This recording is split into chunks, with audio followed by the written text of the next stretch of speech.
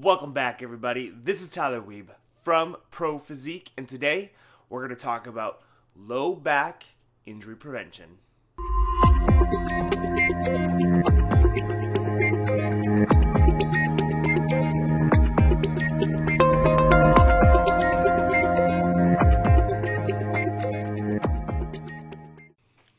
All right, so low back injury prevention, low back hurts. If you have been lifting any kind of weights for any amount of time, chances are you've had some type of low back issue crop up. Even if you do not lift weights on a regular basis, chances are you have had some low back issue crop up. It seems to be the bane of every lifter, basically anybody out there. You're going to come across at some point in their life has dealt with some type of low back issue. Now, there are things that we can do to help prevent an issue cropping up in the future. Now, I want to first say that if it is a serious issue, go get it checked out by a healthcare professional. I'm not saying a doctor. Go someone who actually deals with these type of issues. So, a chiropractor, physiotherapist, massage therapist, get a diagnosis if it is a serious issue. So, things like you just not being able to walk or numbness down your legs are something that you should go get checked out and get diagnosed if you have not done so.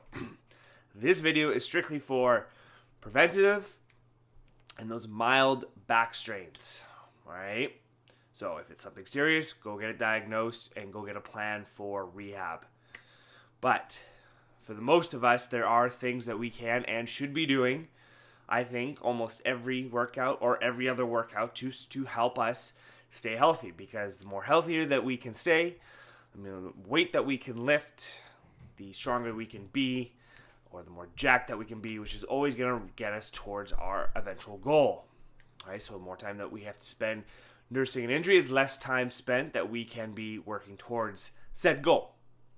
So our abdominal muscles, all right, so there's a few of them. So we have our rectus abdominis, which is kind of our six-pack, right, that kind of everyone sees. We have our external obliques on the sides. We have our internal obliques, which are going to be underneath that layer.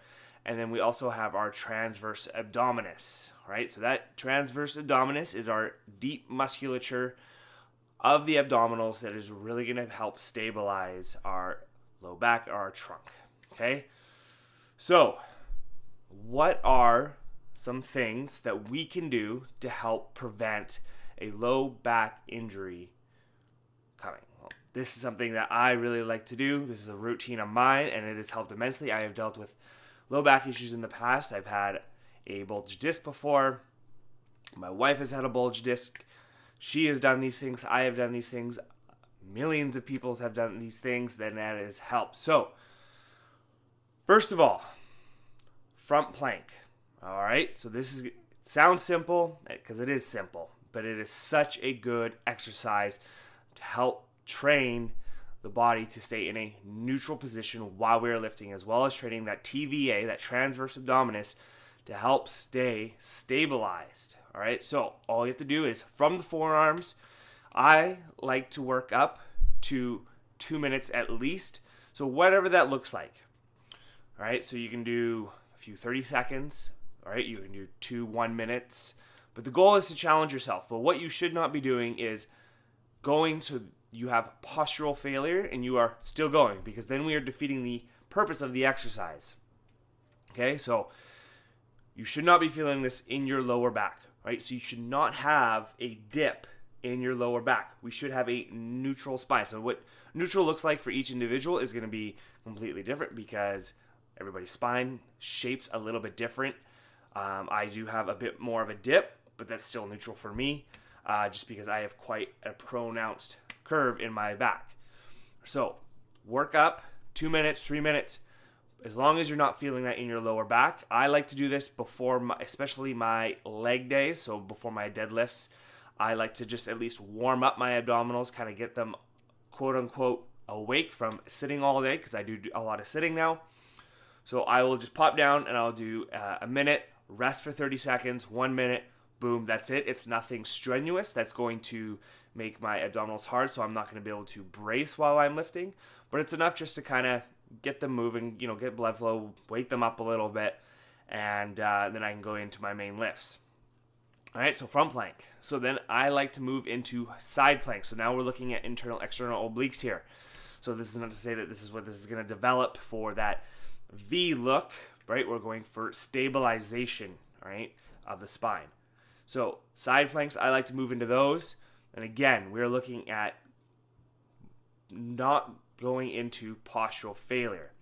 So I like to hold these for a minute each, but as well as trying to increase my time as the weeks go on, right? So these ones are definitely a lot harder.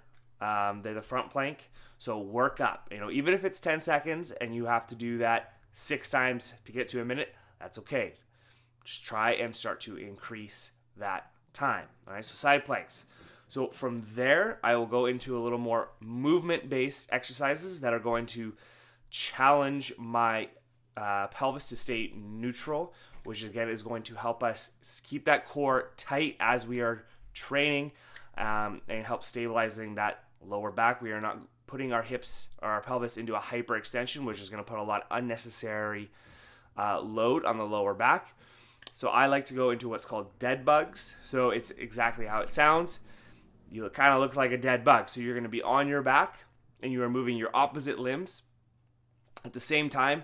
So they're going to start up in the air. And so you're going to go left leg or right arm, and you're going to slowly lower them to the ground. You're going to touch the ground and bring them back up, making sure that your lower back does not lift from the ground. Okay, that's key. If your lower back is coming up off the ground, you are doing it wrong and you are missing out on the benefits of this exercise. All right, so this is challenging that core with movement now, all right? Because we're not static creatures. So yes, a front plank is great. And there are ways to advance the front plank, but we also move. And so when we are moving, we still need proper contraction through abdominals. So this is going to start challenging you as you move to still keep that neutral pelvis and keep that core engaged. So a good starting point would be, maybe try 10 reps on each side. If that's easy, okay, let's go 15 reps on each side. Slow it down.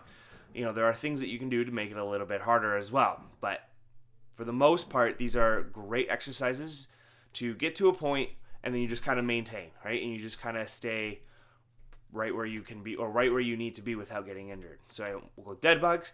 All right, so now we will go into bird dogs. All right, so now you're going to be on all fours.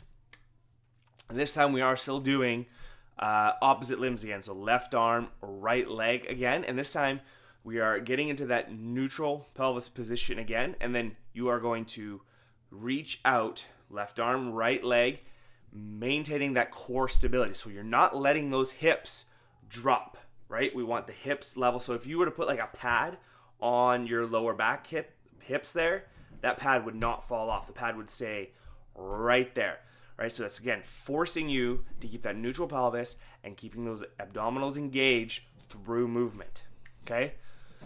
And then this last one is a bit more of a spinal stretch, I guess you could say, and this is called the cat-cow. I am sure majority of you have heard of this, but you are just taking the spine through a range of motion. So you're going through flexion and you're going through extension. And again, this is just a nice little stretch. It's a good little wake up, especially if you have been sitting all day.